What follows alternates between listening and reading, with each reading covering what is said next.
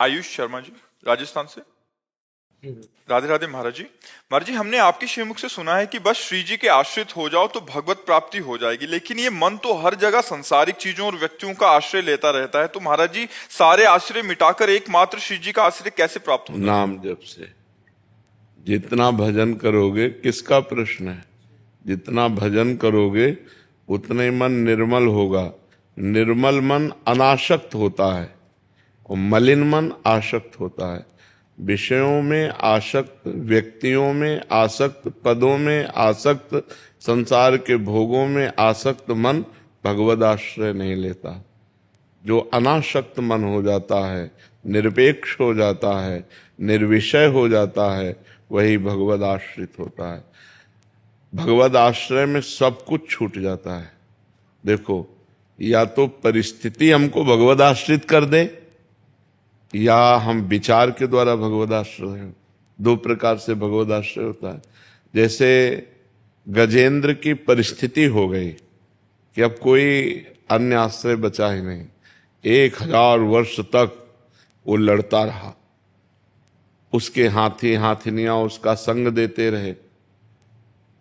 फिर जब देखा हाथी हाथिनियों ने कि ये तो छोड़ ही नहीं रहा ग्राह, तो गज को ही छोड़ के चले गए। अब अकेला, बहुत काल का थका हुआ, जलचर जीव बलवान हो जाता, वो तो उसका घर है ग्राह का। अब वो बलवान ग्राह जब गजेंद्र को खींचा, पूरा चला गया, बस सूंड थोड़ी बची। अब उसको लगा कि अब अगले झटके में हम मर जाएंगे।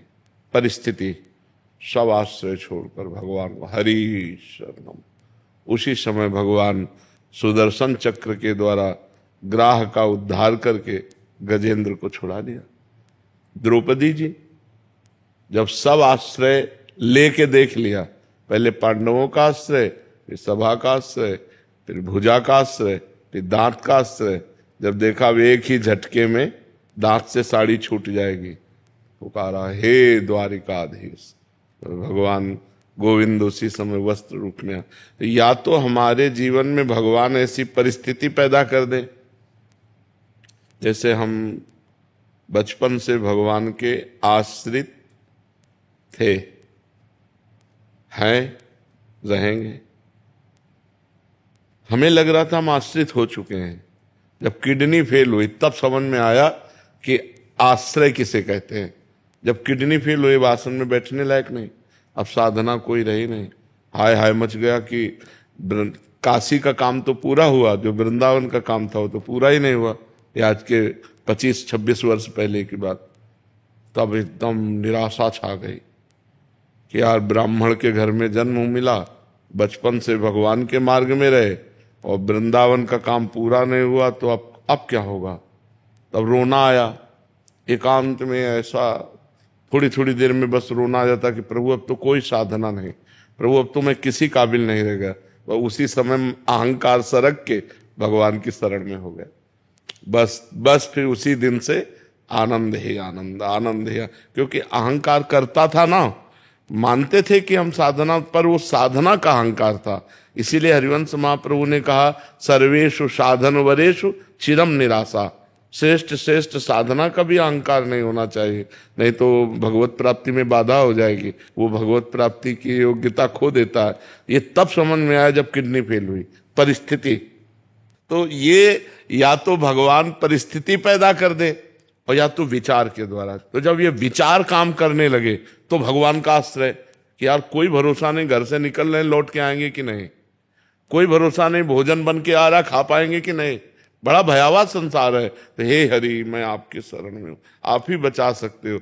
ई परलोक सकल सुख पावत, मेरी सो भैया कृष्ण गुण संचु। इस लोक और परलोक में समस्त सुखों को वही पा सकता है जो भगवान के आश्रित है। तो हम जो उपाय करते हैं वो सुख भोगने के लिए करते हैं, लेकिन कहां, दुखालय में।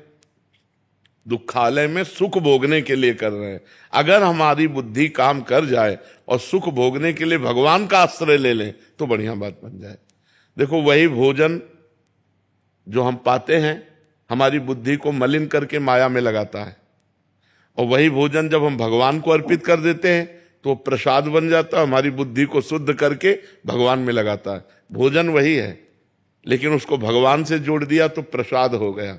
प्रसादे सर्व दुखानाम हानिरस्योपजायते, समस्त दुखों का नाश करके सुख प्रदान करता है। ऐसे ही हम हर संसार की वस्तु व्यक्ति जो हमारे हिस्से में आई है वो सब भगवान को अर्पित। मैं नाथ सकल संपदा तुम्हारी, मैं सेवक समेत सुत नारी। मंगल हो जाएगा, पक्का मंगल हो जाएगा, क्योंकि भगवान मंगल भवन है, तभी आश्रय हो पाता है, नहीं तो भगवद आश्रय बड़ा कठिन है। एक बार हमने अपने मन की दुर्बलता देखी। गंगा किनारे अब 10-5 किलोमीटर कोई नगर नहीं और दिन डूब गया था, सर्दी का समय, भीषण कोहरा, अंधकार छा गया। अब जी घबराया कि कोई मंदिर या कोई गांव का आश्रम कुछ तो नजदीक होना चाहिए। अब ऐसे सियारे खा जाएंगे, जो गंगा किनारे लाश खाने वाले कुत्ते और सियार होते हैं, जिंदा आदमी को खा जाएंगे रात में पा जाए तो हाँ मांसाहारी होते हैं वो, तो मनुष्य के चीत के पाते हैं। अब एक मन में घबराहट सी पैदा हुई, मन की दुर्बलता। थोड़ी दूर में एक प्रकाश दिखाई दिया, जैसे कोई बारी खेत लगाने वाले अपना कुछ ऐसा, तो मुझे विश्वास हुआ कि कोई है। तब बड़ा अंदर खेद आया कि यार वो आदमी हमारी रक्षा करे कि ना करे, वो दूर प्रकाश दिखाई दे रहा तो विश्वास हो गया कोई है, हिम्मत आ गई। लेकिन भगवान मेरे साथ है, मुझे इस बात का विश्वास क्यों नहीं? बड़ी ग्लानि हुई कि यार कितना गंदा मन है कि अब भी वो भगवान का आश्रय नहीं ले रहा, अब भी भगवान का भरोसा नहीं कर रहा। दूर व्यक्ति दिखाई दिया तो विश्वास हो गया, तो डर खत्म होने लगा कि कोई तो है। अब वो हमारा पक्ष ले कि ना ले, वो आदमी है क्या नहीं, लेकिन भगवान तो हमारे साथ हैं, उनकी हम शरण में हैं, उनके हम लिए जीवन अर्पित है, फिर मुझे क्यों विश्वास? ये है माया। तो भगवान की कृपा से ही भगवान का आश्रय होता है, भगवान की कृपा से ही भगवान में विश्वास होता है, भगवान की कृपा से ही भगवान का भजन होता है। इसलिए भगवान के आश्रित होकर भगवान से एक ही बात मांगे कि आपका भजन मिल जाए। बस भजन मिल गया तो सब कुछ मिल जाएगा, और भजन नहीं तो कुछ नहीं। मकान, दुकान, स्त्री, पुत्र, परिवार सब यही, शरीर सब खत्म। तो ये विचार जब हमारे अंदर दृढ़ हो जाए, घटना तो सबको ही देखता है, लेकिन प्रभाव कहां पड़ता है हमारे ऊपर? राम नाम सत्य है, कितनी लाशें हम जला आते हैं, लेकिन ये सोचते हैं क्या कि यही हाल मेरे शरीर का होगा? अगर ये सोच ले तो घबराहट पैदा हो जाए, और घबराहट पैदा हो जाए तो भगवान की शरण हो जाए कि राम नाम सत्य है, भगवान का नाम ही सत्य है। अब तो भगवान का नाम जप करेंगे, भगवान के लिए कार्य करेंगे, अब कोई पाप नहीं करेंगे। लेकिन मनुष्य इतना बावरा है कि दूसरे को फूंक के आता है, अपनी सोचता ही नहीं कि हमारी भी ये दशा हो सकती है।